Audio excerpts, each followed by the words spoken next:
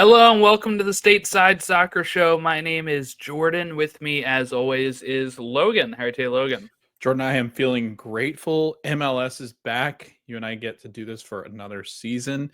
And Jordan, I think this was arguably, not arguably, I think it was the best opening weekend I think that I've ever seen for MLS. So feeling grateful today, Jordan. And I'm happy to do this again with you this season. So let's get into it. How are you doing?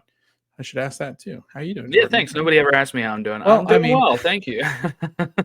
you just tried to lull me to sleep because we use StreamYard and The the new countdown countdown. changed. I don't like Yeah, it. it's like call waiting. I was like, all right, I'm Yeah, on hold.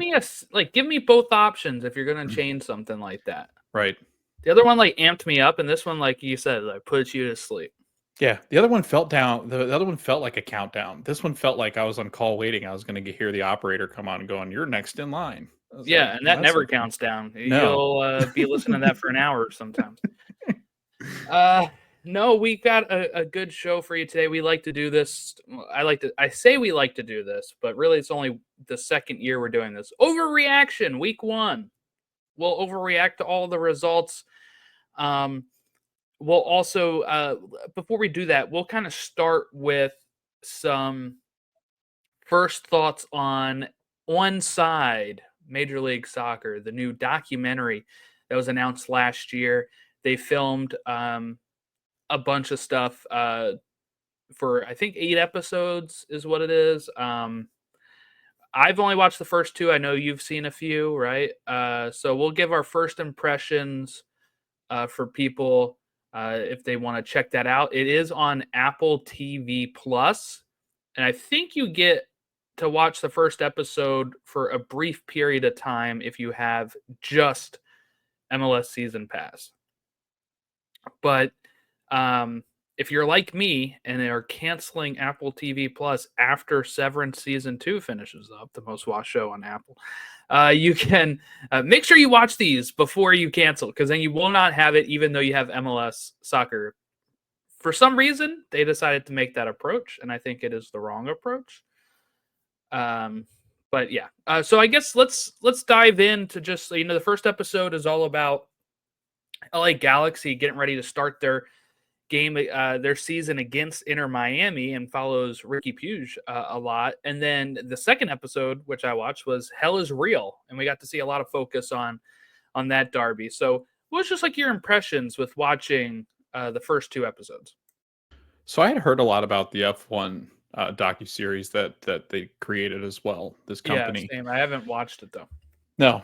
And I love Welcome to Wrexham. I love Sunderland Till I Die. Sunderland Till I Die is probably my favorite of these kind of, Hmm. soccer based ones. I love LAFC. We are LAFC. I thought that was great with Bob Bradley. Um, but I think Jordan, I've got a new favorite. Like, I think because we cover the league and how well this is done, like I'm really happy with the creative attack that they went with on some of these episodes. And I can't wait for you to watch the next one because it's around your team.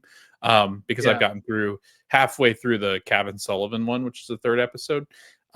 It's just like it is so good to be able to see behind the scenes things, to listen to Ricky talk about, because you always hear about the people that play with Lionel Messi that, but Ricky Puig's story, if you don't know it is so good. It is kind of that underdog story where he fell out at Barcelona when Xavi was there. And like, it's just a great, great story on resilience and just his climb back to being a professional soccer player at an elite level. And then having him talk about Messi, who is his childhood hero. It is so cool to listen to that aspect of it. And then the second episode, that was my favorite one. I love the Hell is Real episode because I just Mm. felt like it really gave a lot of background on, and you and I talked about this like off air, where we were texting about Pat Noonan. And I don't know, it just Yeah. gives you a whole different appreciation for these coaches and these players. And I really love these two episodes so far. Yeah, I don't want to spoil it too much for people, so make sure you go listen, or watch it, I guess. If you are a Cincy fan, I think what Pat Noonan shows in that episode is really incredible, and I like that might sound like hyperbole, but there is a moment where he's talking to the camera about like giving speeches, and he pretty much says like, I don't do like the coach speak stuff, right? Where you're almost like he's like, I'll listen to some of that stuff and be like, what are they even saying? And that's true. Like when you listen to some of these coaches speak in all of sports, and they're just giving some generic thing, or like even when they're talking to their team and you watch stuff like Hard Knocks or whatever, and they're just saying like defend, uh we are the world and all this kind of stuff. You're like, what are they even going on about right now? But like Pat Noonan's like, no, I just kind of break it down and say it like like normal people. And there's a part where he's, yelling at a player like, make your effing shot, mother effer. And I'm like, yeah, that gets it across to me pretty well what I need Yeah. to do. But no, he was a real treat in that, I think. And then you see like the other side of it with Wilfred Nancy, who's more of that Totally thinker. different. I Yeah. feel like totally different motivator Yeah. than Pat Noonan. So I thought that episode was really great. Yeah. Yeah. So next one is Kevin Sullivan. I'm looking forward to watching that. But I mean, great. Jordan, I think you'll love it because you also get Jim Curtin. Spoiler. Yes, Jim So Curtin, pour yeah, one out. right. Yeah. So you're right though. It just the dynamic between Wilfred Nancy and his players versus Pat Noonan and his players. It is totally different coaching styles, and you can kind of see why people like playing for both of them. So yeah, I highly recommend it. So if you're going to watch it, definitely go watch it before you go and cancel Apple TV Plus if you're like Jordan and cancel after Severance. So Okay, so I guess we'll go ahead and move on to our overreactions here. All right, let's start with. I'll just go in the order that you have these written out, which I think was like the game order, right? yeah, LAFC versus Minnesota kicked things off. The Miami game got moved to 7:30. I know last week we said it was a 2:30 start. It gets moved to 7:30. I guess because they had to play a little bit like a day later than they would have. I know Miami actually had asked to push it back even further. They wanted to play on Sunday, and MLS said no. So anybody crying about Miami favoritism, I guess, would be wrong in that sense. LAFC still heavy favorites, right? I have them up there as one of the favorites in the West. Minnesota, I know I was down on them more than you were going into this game. So I guess what was your thought when we see Minnesota LAFC here, which was a game that ended up finishing 1-0 to LAFC at in LA. But Minnesota's. I feel like they're one of those teams, Logan. That's just kind of a conundrum every year. We had that under Adrian Heath. They now have a new coach as of last year. They started off hot last year, then they kind of collapsed. What do we think of this first game? I think the consensus around the league is always just going to be Minnesota United need a big time playmaker, and they don't have one. Ever since Emmanuel Reynoso left, Jordan, like this was a team that when Reynoso was there, you and I talked oftentimes about how they were a top 4 to 5 team in the Western Conference, maybe in a top 3 or 2 team if they got going well and could find somebody that was a goal scorer to add next to Reynoso. But again, I just feel like you said, they're like a conundrum. They're just one of those teams that exist. And I feel like there's a lot of teams that we'll get to where they just exist. There's not really anything special about them. They don't have any kind of players that are like where that ceiling is top players in the league. And you need a top player in the league. Like it's proven you need a top player in the league, a top playmaker to be able to contend in the playoffs, especially. So again, I just feel like they fall short of every expectation that they ever have. Adrian Heath was there for a long time, and he was a disaster.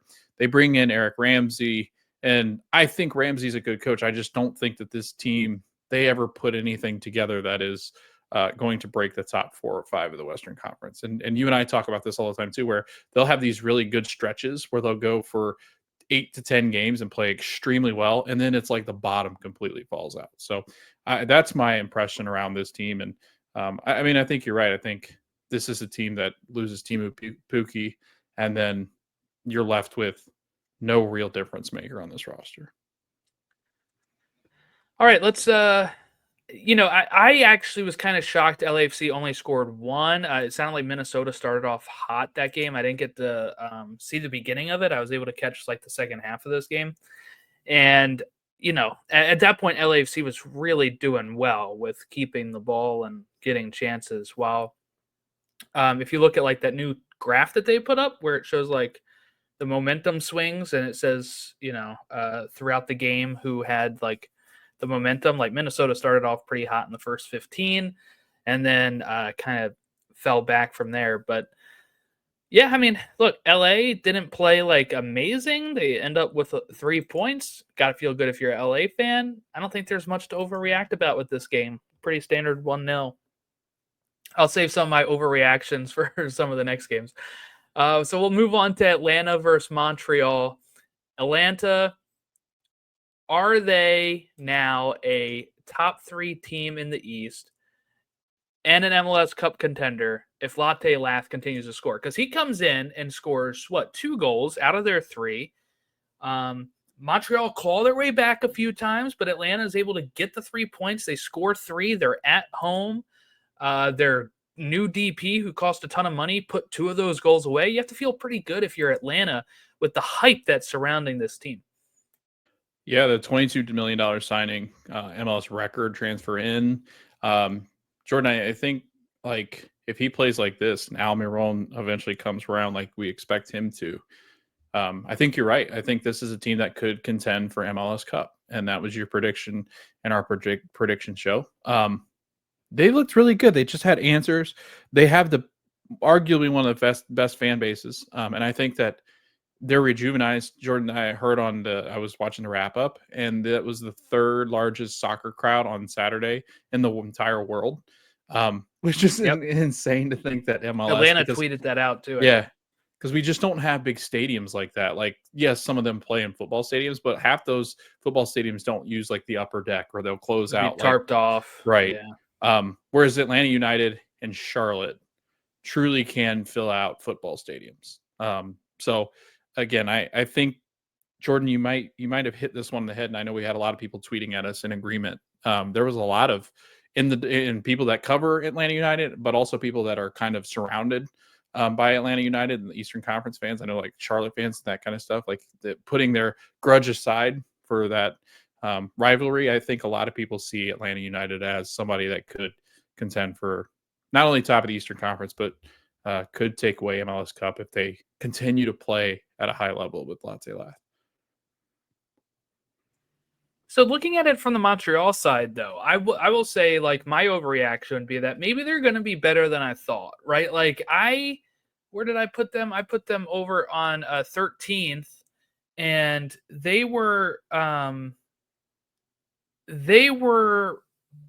clawing their way back against a really good team, or what I thought was a really good team. And maybe it's just that Atlanta needs time to gel.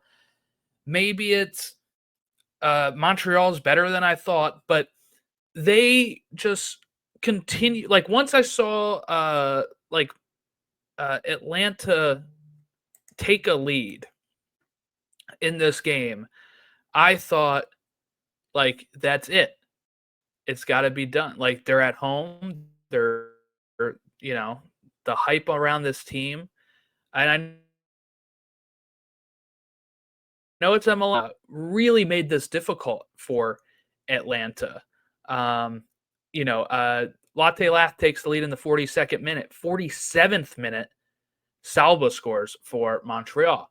63rd minute, Latte Lath scores again. Owusu scores in the 71st.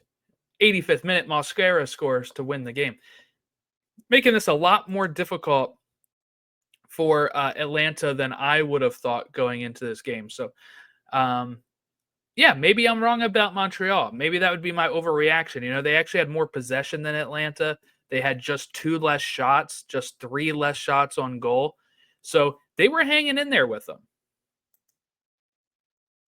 Yeah, I think Montreal's put together quite an interesting team. I mean, you've got a Poku, Owusu, who had 9 goals last season, and I thought played pretty well for Toronto. They got Fabian Ebers, who was with the Chicago Fire, somebody that they thought was going to be a staple for their team, and now he's with Montreal, so they put that together. Marshall Ruddy, you got Caden Clark. People forget he's there. Piet's there, who's been a staple for them for a long time now too.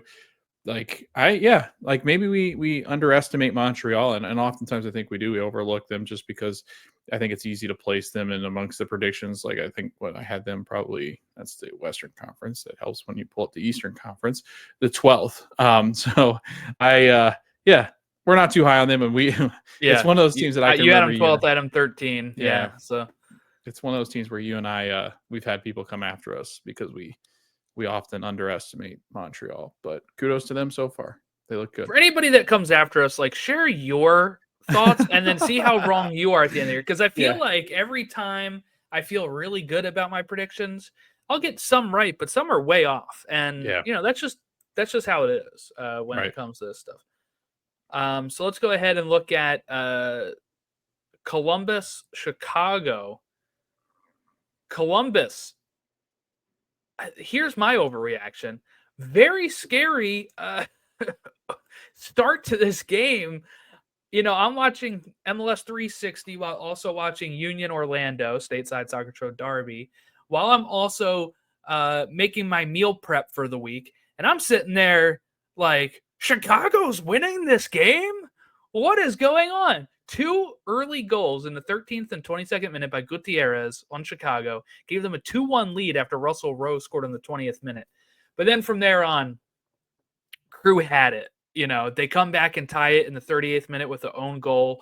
And then Diego Rossi scoring the next 2 goals to make it 4-2 in a very open back and forth game from Chicago and Columbus. So I would say my overreaction while like this game is 20 minutes in, 30 minutes in is, holy crap, what's wrong with the Crew? Then it's kind of business as usual that I'm not going to overreact with the Crew yet, but I'll say maybe they're going to be, we had them pretty high up there. I did, right? I had them 5th. I think they'll still be in that kind of area while losing somebody like Chucho. But I'll tell you, the pendulum for the overreaction on the Chicago in those first 30 minutes was, oh my God, maybe they'll be better than I think with Greg Berhalter. And then that came really crashing down by the end of the game. So I don't know. What are your thoughts about Columbus, Chicago?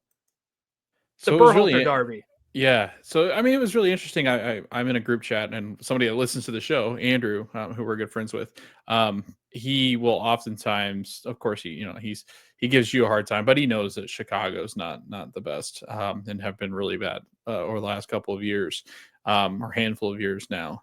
But he was excited. He's like, all right, Greg Berhalter ball. I mean, it's here. We're now beating the Crew. Which, Jordan, I didn't know this was a huge rivalry back in the day. That's kind of fun. But it was, it looked good. And then, Jordan, all of a sudden it fell apart, and it was just like lackluster, like in just laziness, and like just fell asleep at the wheel. And people are like, oh man, their defense just fell apart. But if you look at their defense, Jordan, they got Kellen Acosta in the midfield. They've got Andrew Gutman, Jack Elliott, Tyron, and Dean, who have all had experience, obviously, in MLS. So it's not like these are young kids. Like, their attacking front are young, but they all 3 contributed. So it's like, I mean, those 3 had great games, and all of a sudden it was like a flip, the switch flipped, and all of a sudden it was downhill from there. I felt like Columbus just completely took control. Diego Rossi looked like a vintage Diego Rossi. But still, I mean, if you're going to overreact about one or the other, I think you overreact about Chicago. Like, they looked really good for 30 minutes. After that, not so much. But if I'm going to overreact the other way, Columbus Crew capitalized on mistakes, but like that first 30 minutes looked like some slippery slopes that they are going to have to try to navigate going forward. And if I'm not going to overreact, like Crew did what they do, have possession, right? 62%. The Chicago is 37.3. The shots were pretty even, 15-13. Shots on goal, Chicago actually had more shots on goal. So in that case, it's going to be Chicago needs to be able to put those away, as well as being able to not give up the goals that they're giving in like way less shots. It was 4 shots on goal, and Crew scored 4 goals. Like, you cannot have that happen. A goalkeeper is going to have to come up big. What I would say with the Crew, though, with the Fire, if I'm not overreacting, is it's Berhalter's first game. Some of these players' first game at the club, they'll probably gel and probably get a little bit better throughout the course of the season. You would hope, but man, what an insane game that was! That was one that had my eye on it pretty well fixed. Another one that had my eyes transfixed was DC Toronto, because it was just as crazy as that, except for some less goals. But DC Toronto finished 2-2 at Audi Field. Audi Field, for some reason, looked like really poor shape for whatever reason. I don't know if it was just me seeing that, but like I thought the field looked really bad. But we had MLS website is like breaking on me. It keeps loading very slow. Okay, so we had a goal in the 8th minute by DC. And then in the 28th minute, Osorio tied it up. Benteke then takes the lead again. And then there was a Bernardeschi penalty kick for Toronto to finish this 2-2. Toronto finished with more shots on goals, more shots, but DC held on for a point at home in their home opener. You have it here in the notes. They're both very bad. How bad are they? That's kind of the question we're going to have. Feels like 1 point each. Feels like a pretty fair, very fair result. Yeah, it's tough when 2 bad teams play each other to get much out of. You want an overreaction? I'm just going to overreact and say that game was exactly how you would think it would go. Where 2 really bad teams played against each other, and it looked like an even split draw right down the middle. You got Insigne, who's not even traveling with the team, who wants no part of this anymore, trying to figure that out. And then you got DC United, who every time that they build a team, they tear it down the next season, and I don't think much has changed. So Christian Benteke, though, Jordan, a name to keep an eye on, because I think at some point he'd get frustrated if they're not playing well. And depending on this new system and how that all works with transferring players in between MLS clubs, and certain times you can do it a year, I'm interested to see what happens with Christian Benteke, because I do think there's just going to be a level of frustration, and whether it's in the season transfer window or out off season transfer window, I don't know. He's Golden Boot worthy. He won it last year. It's just I can't imagine playing with this team. Let's move on to Cincinnati and Red Bulls. Cincinnati win the game on a 1-0 result. Denke scoring the goal, a debut goal here. And he also scored a goal in the CCC, right? So Denke looking really good. You have it here as your overreaction. You want to share this, what this is here for Cincinnati? Yeah. Hell is... No, I'm kidding. Hold on, let me pull up my notes. I just closed it and I'd forgotten what I wrote. Okay. Kevin Denke is a top player in this league. Sky's the limit for Cincinnati if he's healthy. A goal midweek in CCC and a goal in his debut. Jordan, I now feel I've made a terrible mistake by underestimating Cincinnati. I think I had him 4th. Third. I think they're better than Orlando. Yeah. We'll get to that. Yes. They have a top goal scorer. Their defense looks Johnny Vander. Right. Their defense looks a lot more solid, obviously, than Orlando will. Because Orlando, we'll get there. I've got things. We'll get there. We got overreactions on that from both ends. So we've got this. We've got to think. Jordan, every time that I hear Kevin Denke's name, though, I cannot help but think, if there's Big Brother fans out there, the Denkey, Danky, like janky. I just want to keep thinking. So I want that to be his song. So if you're out there listening, Cincinnati fans, let's do it. Yeah, just email me and I'll send you a voice recording. But it's basically Denkey, Danky, we score goals or something like that. That's fun, right? Yeah, very whimsical. So, but yes, Jordan, Cincinnati. I think this might be a club I'm looking back at and going, man, I should have picked them for Supporter Shield, because that's how special he looked. Yeah, Skyline, Chili is the limit for Cincinnati. Red Bulls, you have listed here, are destined to be above average. Small market club, big market money. Yeah, I would shots agree with fired. that. That is something that it sounds rough, I think, but look, I don't think I've changed my stance on where they're going to finish because there's times this last year where they looked dreadful and then all of a sudden they're up there. But this is my main sticking point to both New York clubs, and we keep bringing it up on the show year after year. Both of these clubs are uh, minor league teams for sister clubs overseas. We cannot have that in one of the biggest markets in this country. We just can't. I look at the LA clubs. Both of them are not like that, and they are both going out there bringing in players, challenging for titles over and over and over again. And that's what you should want in the New York clubs as well. Jordan, Something that can is strong in like getting fans on board. I? Uh, NYCFC was kind of like the bandwagon club for a bit because they were bringing in players like that, and now Miami and the East has taken that from them. Mhm. But you know, over in California, we have consistent LAFC, LA Galaxy winning stuff right now. Can I ask you a question? As an American sports fan, can you name the top sports markets in the United States? I know number one's New York, right? Yeah. Number LA's up there.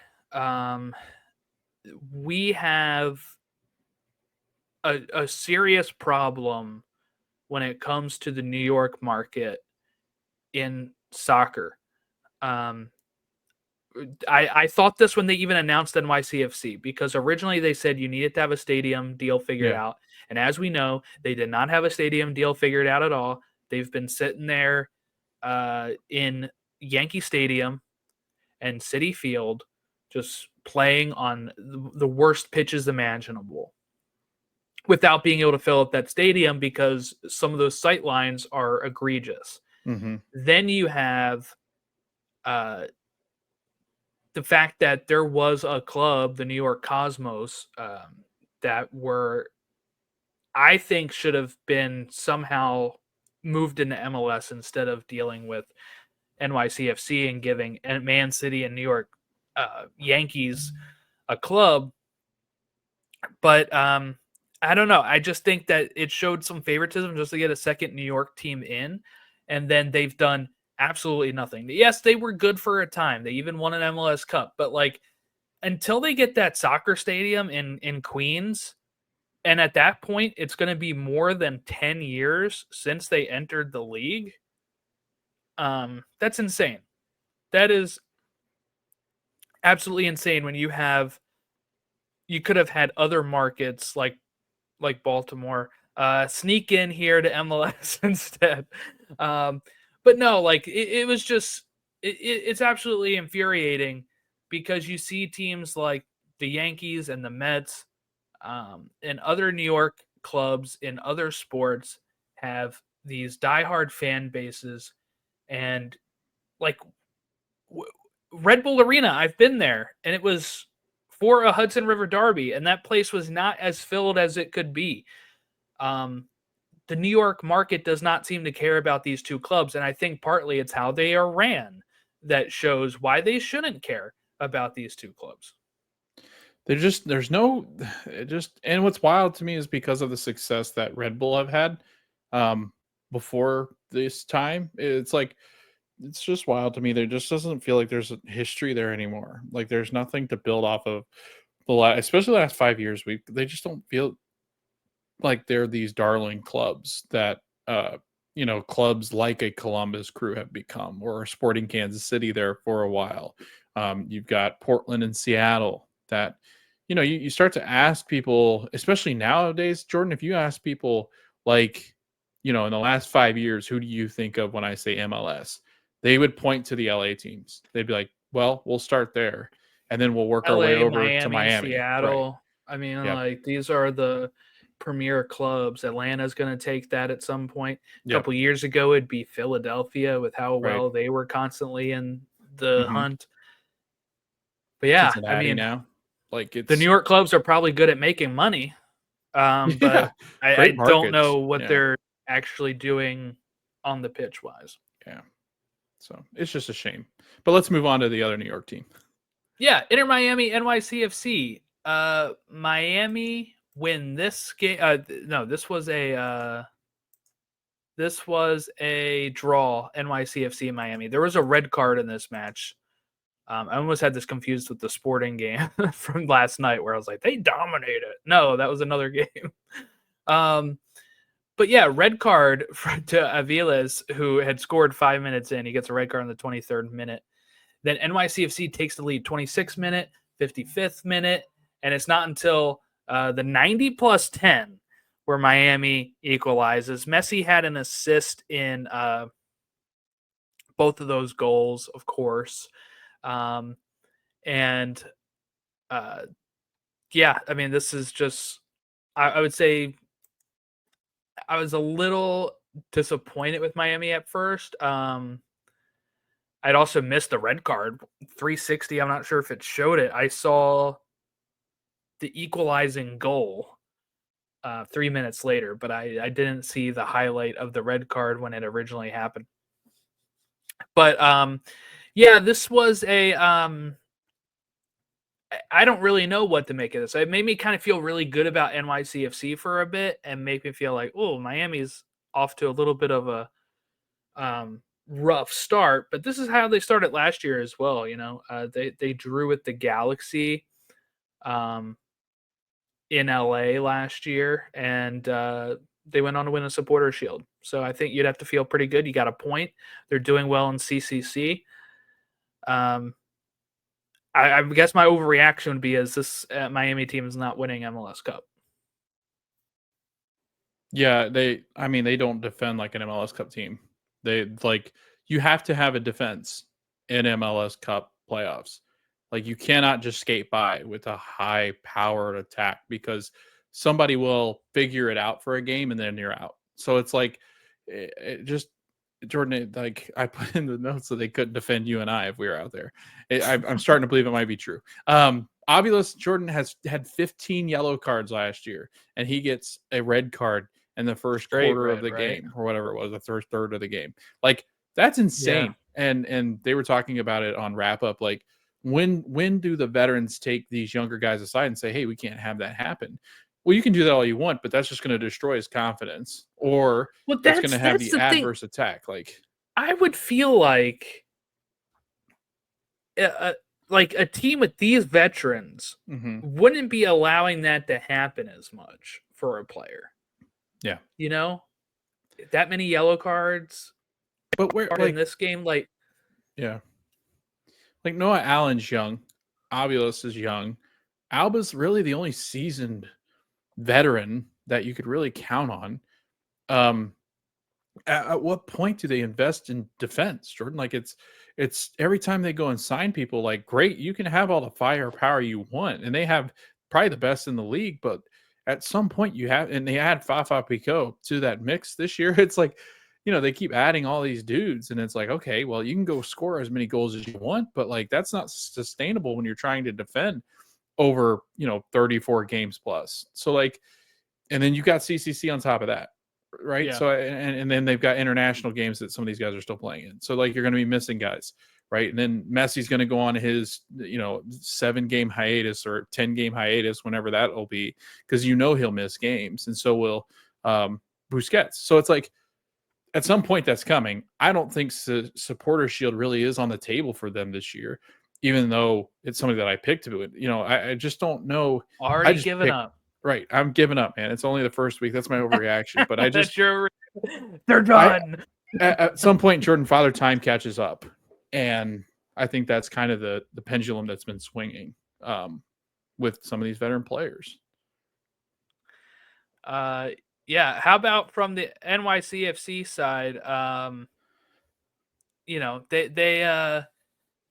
They they should have really held in there. I heard that. I think it was on the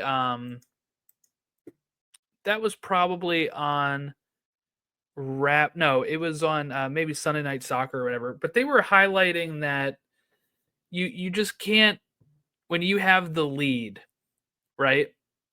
And it's the last couple minutes. You cannot let Messi just beat you like this.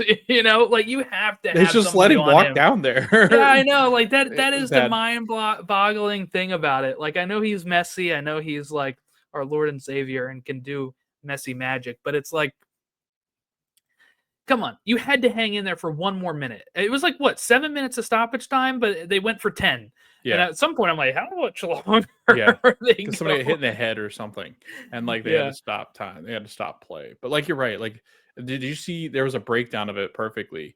NYCFC, the first two attacking player, I forget who exactly it was, but it was two of their attacking players didn't put any pressure on the Hmm. guy that had the ball. That I don't know who had it, but they got it to Messi. And then Jordan, like you said, it was like from half. It was like from half the pitch on. Like he was at the half line, and he just took off with it, and then it looked like he was just like galloping with it. Like, oh, Yeah. here I go. I'm gonna go. I'm gonna do some really great things. Come stop me. Like, why not just take him down at that point? Like, I know you can't, Right. like, but like do something, foul him, knock him off the ball, like have him free kick and then figure it out. But there was like two defenders and they just kind of funneled him into that dangerous spot and then he chips it over and they win. And I wonder too, like we talked about Miami's impact with the younger players and stuff, but there's a lot of pressure on this team. Not as much that would be overseas. So I don't think the players are feeling it that way. But like Messi, like went over to an assistant coach and like grabbed him, right? Yeah. Like, and is yelling Yes. at the ref and stuff. So he's fined for it. Um, I don't know. Maybe the Javier Mascherano thing is not going to work out. This experiment's not going to work out because it's somebody that Messi played with. Maybe that's just going to be one of those things where it's like, I run the show, not you, Javier. Let's go to You know what it Orlando, feels like? Philly. You know But what it go ahead. feels like? An NBA comparison, just like LeBron James, anytime he's on a team, like he's being coached by guys that were in the league when he was, and it's like LeBron's coaching the Like team, and JJ that Redick. Yeah. right where the coach is like taking credit for what they're doing, and yes, they're coming up with the plays, but that's LeBron James's team. This is Lionel Messi's team. He's going to make the changes that he wants, and this is the product that he's put out there. That's why they have the Argentinian kids. Like that's why they went Mhm. out and got two of them. So he literally is recruiting and buying these players. He just isn't buying them. It's not his check. So it's What I crazy. like about that, though, in the sense of before we move on, is that, and they talk about this the Onside documentary as well, is that they are really trying to make sure that this continues after Messi. And Yep. I think when you're also bringing in youth, um, Yes. as well as the older guys, like some of those youth players are still going to be here, and they'll be able to sell them to Yeah. overseas, and then whatever. Like they'll be able to keep up some of this stuff a bit. But yeah, they are definitely committed to still bringing in players after Messi as Mhm. well. It's not like Messi's going to leave and then they're not going to try to bring over another big star or something. No. They're pretty committed to it. So Yeah. And that's a good sign. he's bringing over Jordan the Argentinians and the Colombians and the South Americans that are on the national team as Yeah. youth players. Like they're backup players, but he knows how good they are and they can play in the MLS like system. So, yeah. All right. I know you've been putting off this game, Yeah, I've been and trying that's to why you delay just it. extended the other game. Yes. Yeah. Orlando and Philly. Matt kind of subbed this up pretty well too before the game, He as you did. mentioned here, how they haven't addressed their defense issues. This team is very light on the depth, right? Yes.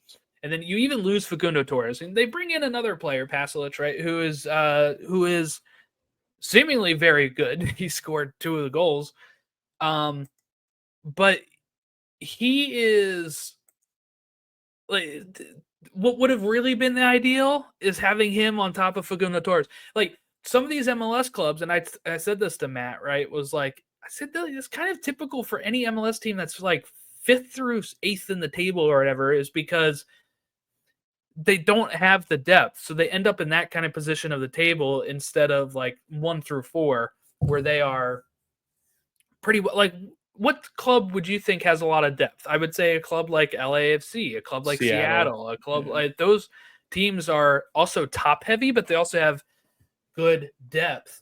Um, I worry for Orlando in this regard because I don't think the depth is there, and they are a notorious slow starting team.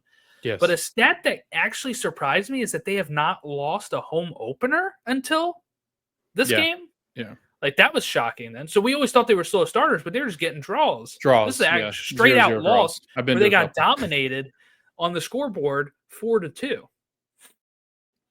Yeah, it's been a couple 0-0 draws, Jordan. I think last year was Cincinnati, the year before that was Red Bull. I can't remember.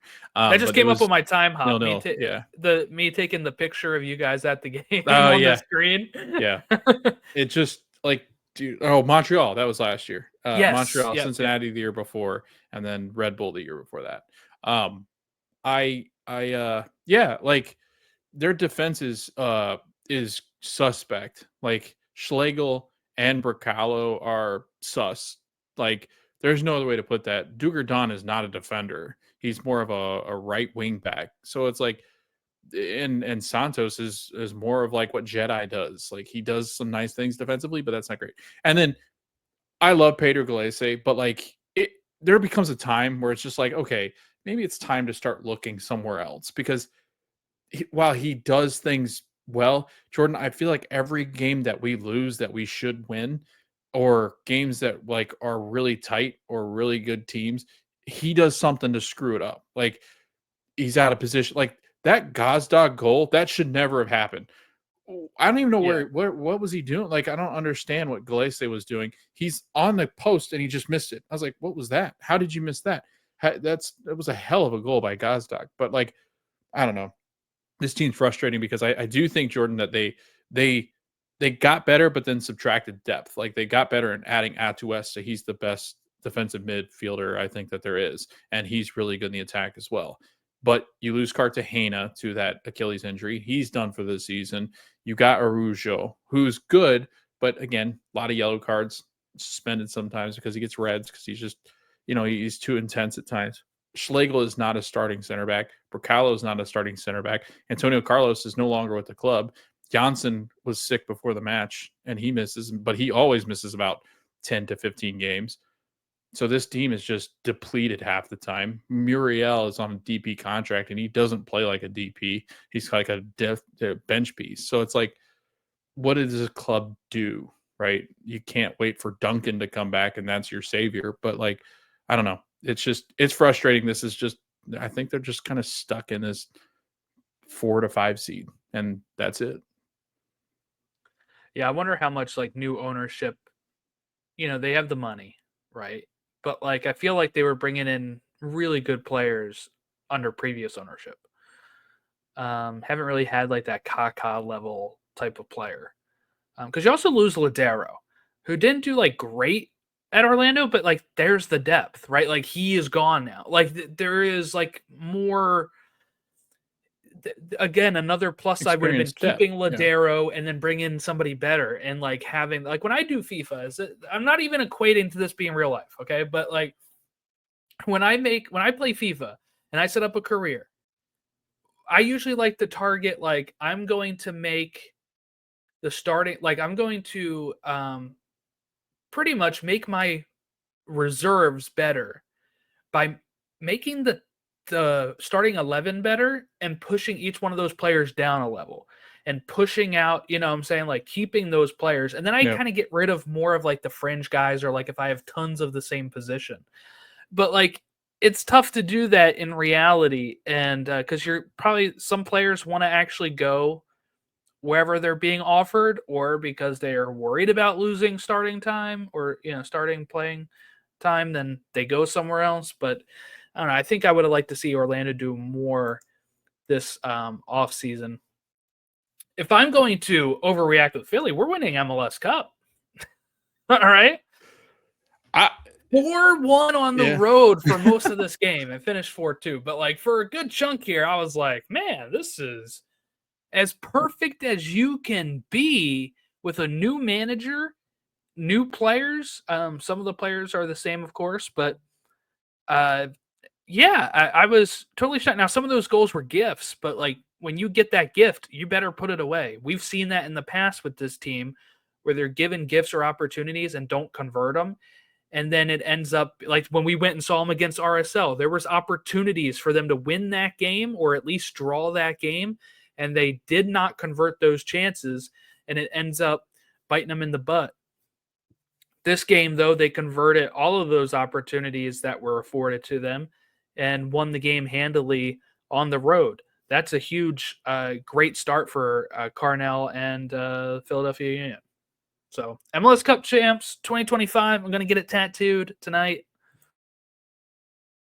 9 goals, Jordan, for Ty Baribo last year, 2 assists in 21 matches played. He had 2 goals against Orlando City, and they were like cheap goals either. Like he's just got a special ability, and they were talking about. Baribo is that one player that when we look at Jim Curtin's history with the team, it's like, how is he not on the field earlier? Because when he did come in, like halfway through the season, he was scoring goals like crazy once Carranza left. Yeah, that's exactly what you took the words right out of my mouth, and you didn't even watch Wrap Up. That's exactly what they were talking about on Wrap Up, where Bradley Wright Phillips and Sasha were talking about, and Dax is great on there, by the way. He's on there now. And they were the pregame Dax. He was great. Yeah. Oh yeah, through MLS 360 and stuff. He was awesome. Yeah. I mean, hell, he's played with everybody in the league at this point, so it's cool. But it was like Ty Baribo was hidden because Jim Curtin couldn't figure out how to get him implemented into this system, where Bradley Carnell is like, let's unlock this guy. And Jordan, my overreaction is, are Philly back? Like that felt like a dominant. You came to Orlando, and that's a tough place to play, and just annihilated Orlando City. Gazdag looked like the MVP caliber Gazdag we had a couple of years ago. Ty Baribo looked great. You have one of the best keepers in all of MLS continuously.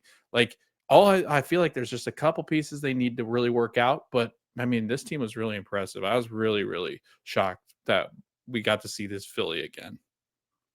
Like I said, we're more than back. We're going to win it all, which we've never done. So we're doing great. No, the question would really be is, can we, one thing I liked about it too is that Orlando scored first. So then being the team to go score 4 goals without them scoring another one for a bit was on the road was great on the road. Like usually I think back to that Seattle game from last year. We gave up a goal really early. It's this, the makeup game after the pouring rain out. Mm-hmm. I go there and we Union fall behind early and then fell behind again 2-0. And then I think it was 3-0 by halftime. They were able to stop it after falling. Like, man, when they went down 1-0, I was like, that's it. We're done. That was the overreaction. I was like, I'm going to go start making my meals for the week. I'm going to watch it while I'm cooking. And I had my son wearing his Union gear for the first time, like while a game's actually happening. Because this was my thought process, was because I kind of jokingly blamed him for some of the Orioles and Ravens losses, because when I did put him in that stuff, we would lose. So when we stopped putting him in stuff, they would win, right? So my wife is like, are you sure you want to put him in Union stuff? And I was like, we're not even going to be good this year anyway, so it doesn't matter. Now I can act like he's the reason we won 4-2. Yeah, so he brought him back. Yeah. It's like now I have to put him in that stuff every week. Yep. And thank you, Logan, for buying that. You're welcome. But yeah, no, it was really exciting. Really good game. I'm excited to see how they look next, because it's like, all right, Orlando gifted you some, how can you do against other teams? What if Orlando turns out to not be a good team? Then this win doesn't look as good, right? Like, so that'll be the kind of questions that we readjust our expectations throughout the season on. Austin SKC. I wasn't really feeling this game. None of these these two teams were not a team that a game I was looking forward to. I was like, this game, really? But Austin did win at home, which they should have, because I do think they have a better squad than SKC. Really, who doesn't at this point? But it took them 76 minutes to maybe DC, right? It took them 76 minutes to get the goal. But yeah, any overreactions for Austin?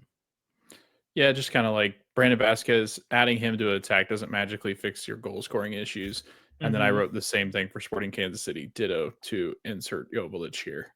So just because you add pretty good goal scorers doesn't instantly fix your team. And I think that's where Yeah. the expectation is for these two. And I think these are both teams that they could both miss the playoffs or like they're edge playoff fringe teams in the West. Here's my overreaction for SKC. Time to move on from Peter Vermees. Thank you. Like the dude must have blackmail on him. I don't know. He was great for a bit. Last Was. year wasn't great. I think the year before that was the year that they started off terrible and Yes. ran the table for a bit. But I don't know. I think it's just one of those things where they'll give them time because they're also restructuring the team. So I'm sure, but I think it might be time. Yeah. Agreed. Houston and Dallas in a battle of Texas here.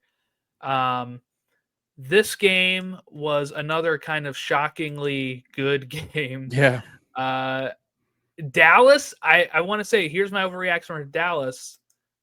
I was wrong. Oops, wrong one. I had them 7th, I think, with Acosta, and you also have Anderson Julio.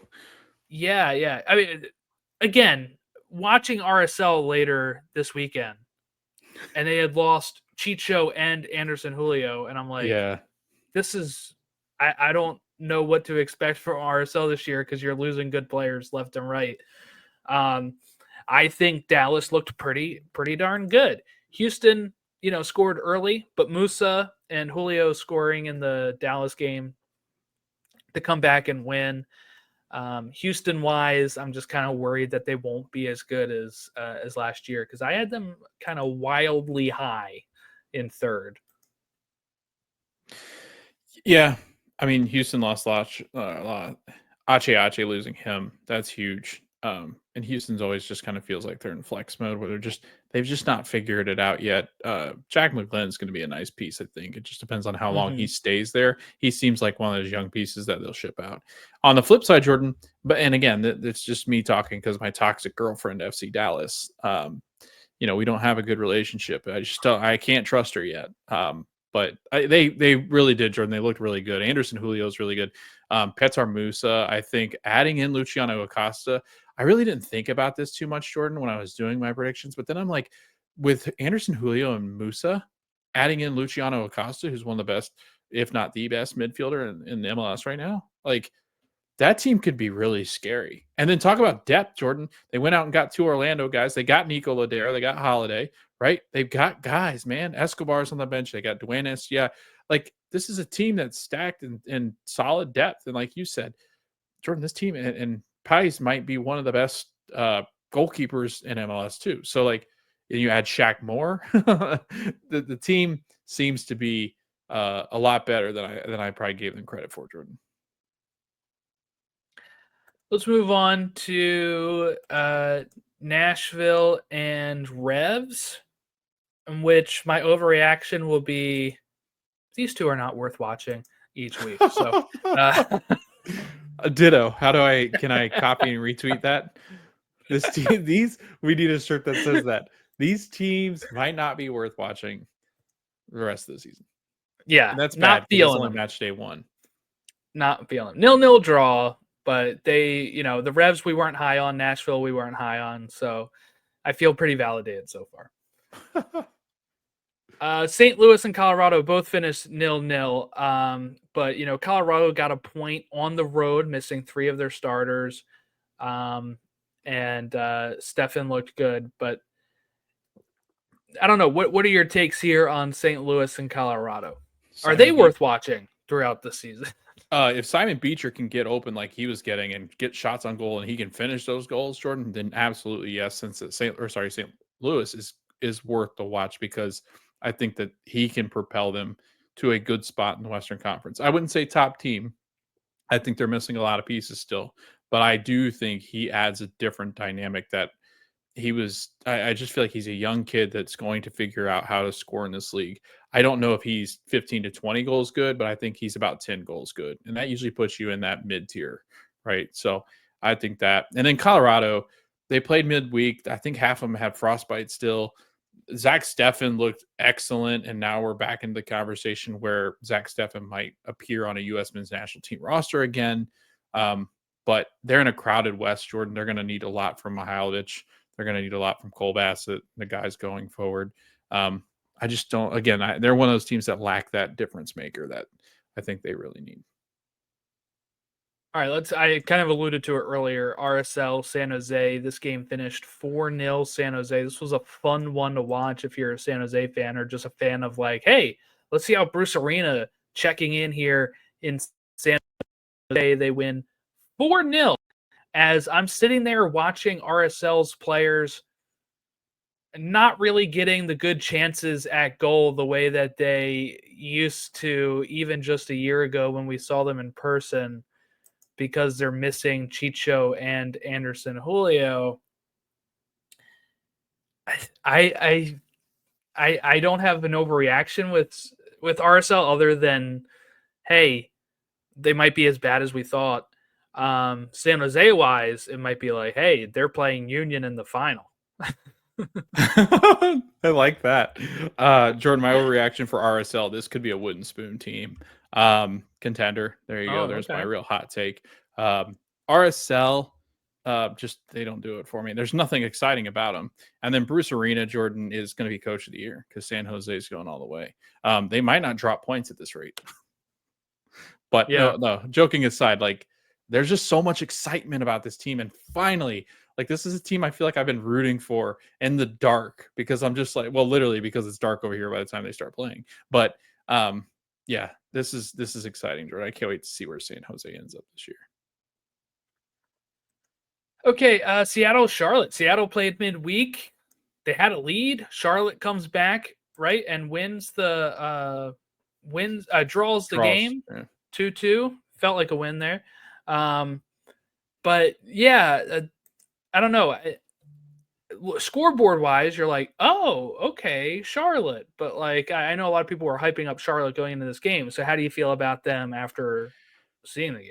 Not good. They look like they've regressed a little bit. And I say that in the nicest way possible. I think last year they overperformed expectations. I think this is kind of a regression to the mean, right? I think this is kind of where I think we got a little ahead of ourselves. We think Zaha is going to be the difference. I could actually see this team being kind of a disappointment and a little bit of a letdown. I think they're still going to be a playoff team. I think they could make some noise because they do well defensively.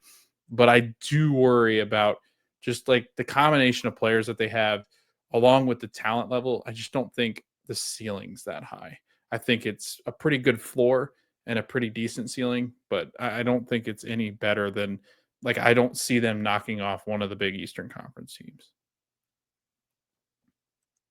Okay, let's talk about Portland, Vancouver, the Cascadia matchup here, where Vancouver goes and wins 4-1 at Portland. Portland also got a red card in the match here.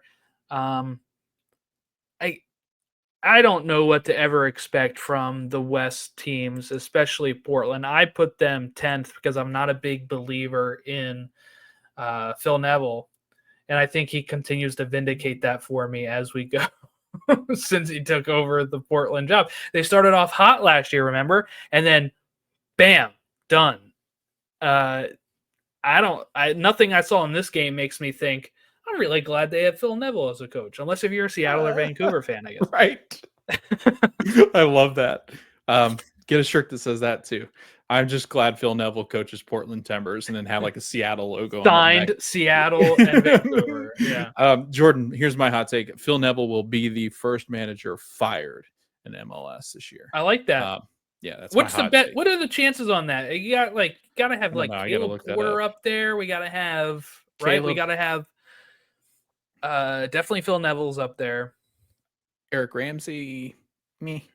No, they sat with Heath for like 11 years. Yeah, that's true. What 11 years. What am I thinking? That's stupid, Logan. Ramsey's got time. Pablo Mastroeni. That's a whole different. That's not even the right person. No, I was talking about Mascherano. I think if things got a little dicey there, that could happen. But Jordan, honestly, I think Oscar Pareja has a chance to be fired or first fired. I could feel like either I or. could see first fired if it did go well. Like if we get off to a real slow start again, I could see it being a little dicier. Because I'm just trying to think around the league. Like there were so many new coaches, I just don't see a bunch of them being fired. Yeah. So I think you're right. I think we probably got Caleb Porter as number one, and then maybe Neville there, right? Next, I and can then see after that, we kind of have to wait and see, I guess. Okay, last game, Sunday Night Soccer. What do we think of Sunday Night Soccer? A hot take, or you want a realistic take? Realistic take. Realistic take. I really enjoyed it. I think What was the hot take going to be? Better than Sunday Night Football? Oh yeah, like we're taking over the world. Like Sunday NFL Countdown. Like forget that he exists. Like we got Watch MLS Countdown. No Sunday Night Baseball because ESPN sucks. Yeah, true. Sunday Night Soccer, baby. Best thing in the world. That's how you want to spend your Sunday night. Hot take. Never have to watch anything ever again on Sundays. But yeah, no, Jordan, I really liked it. Quality of it was fantastic.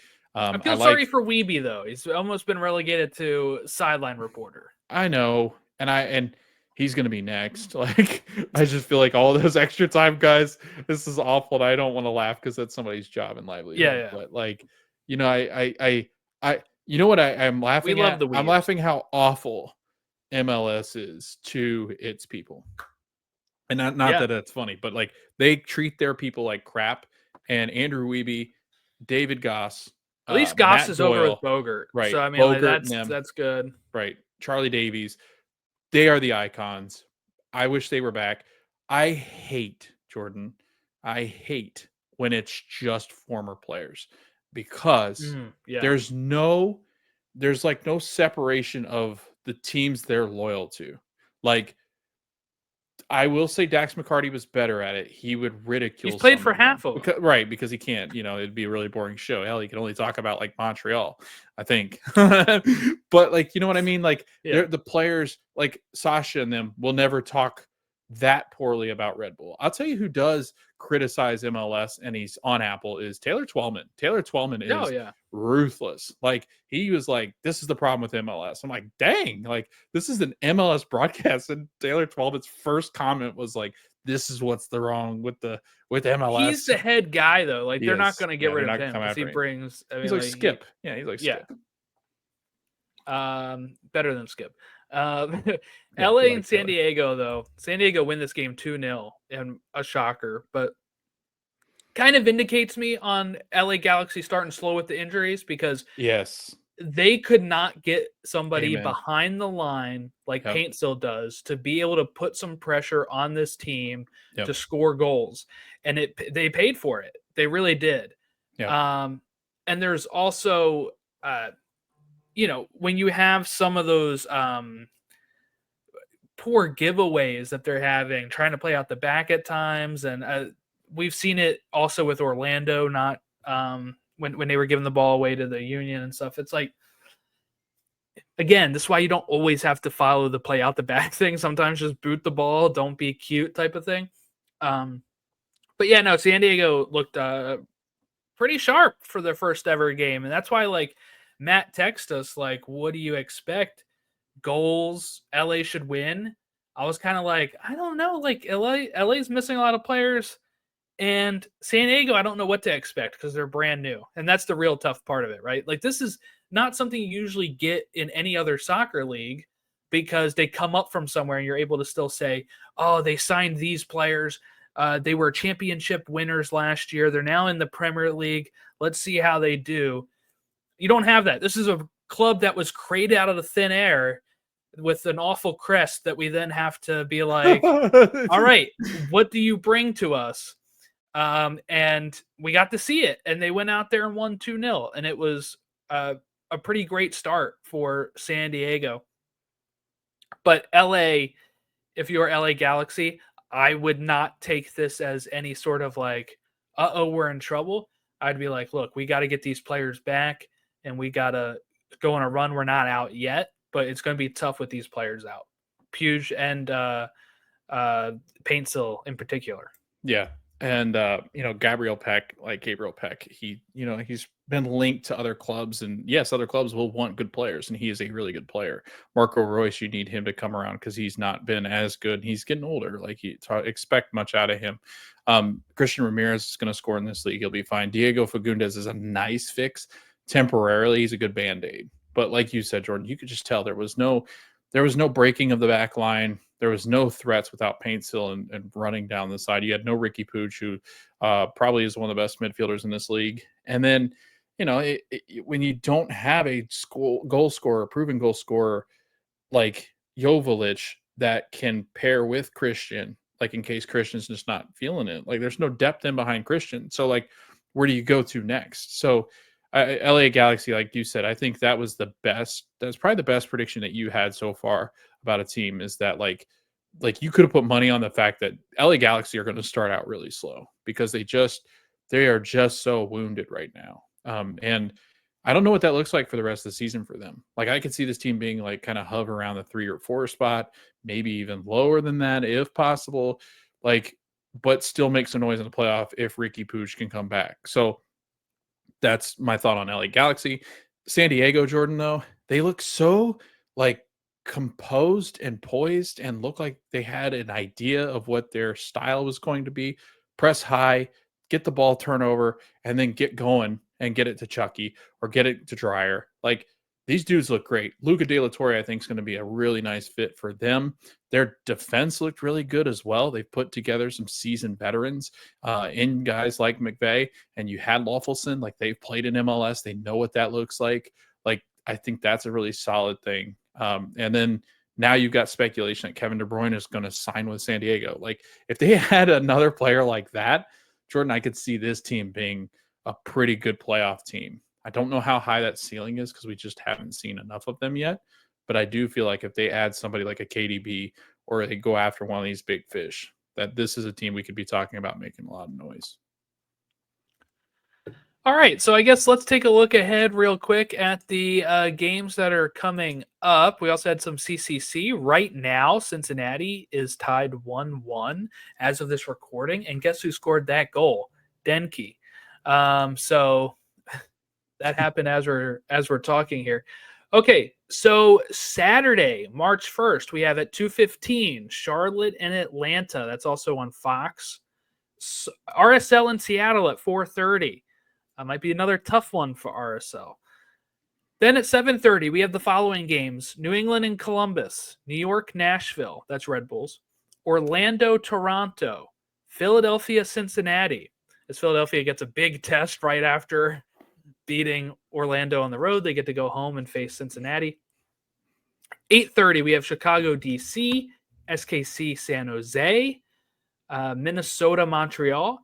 Then at 9:30, we have Rapids and Dallas.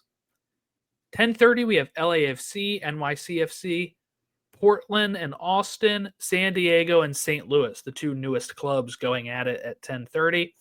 Then March 2nd, so that's a Sunday, we have Vancouver, LA Galaxy at 5, and then 7 o'clock, Sunday Night Soccer, Houston, Miami at 7 o'clock. All right, any game you want to highlight there before we go? Yeah, I'll leave the one that I think you're going to pick alone, just because I think it's a really good one. You can talk more to it than I can. Yeah, I'm going to go with Charlotte and Atlanta. That's going to be in Charlotte. That is a big-time rivalry, the rivalry of the Big South. Charlotte and Atlanta.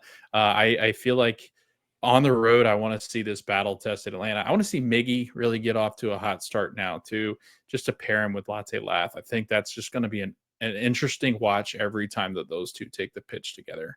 And I'm so excited to see what that looks like going forward. So that's my pick. Charlotte struggled against Seattle. They could have a chance here to kind of redeem themselves against a very good Atlanta team. And so that's why I'm going with that one.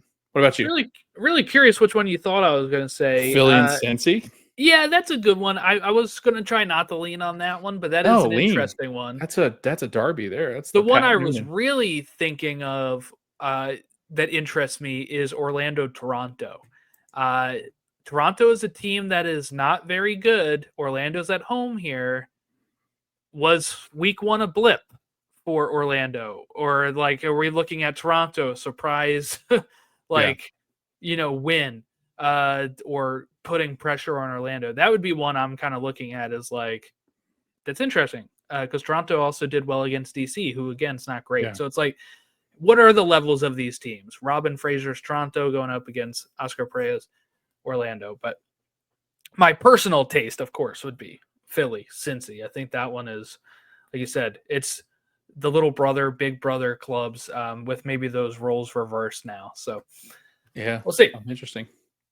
All right. Well, we'll wrap it up here. Thank you all for watching and listening along as on the Stateside Soccer Show. All of our socials are at Stateside Show. Thank you all for watching, and we'll catch you next time when we talk week 2.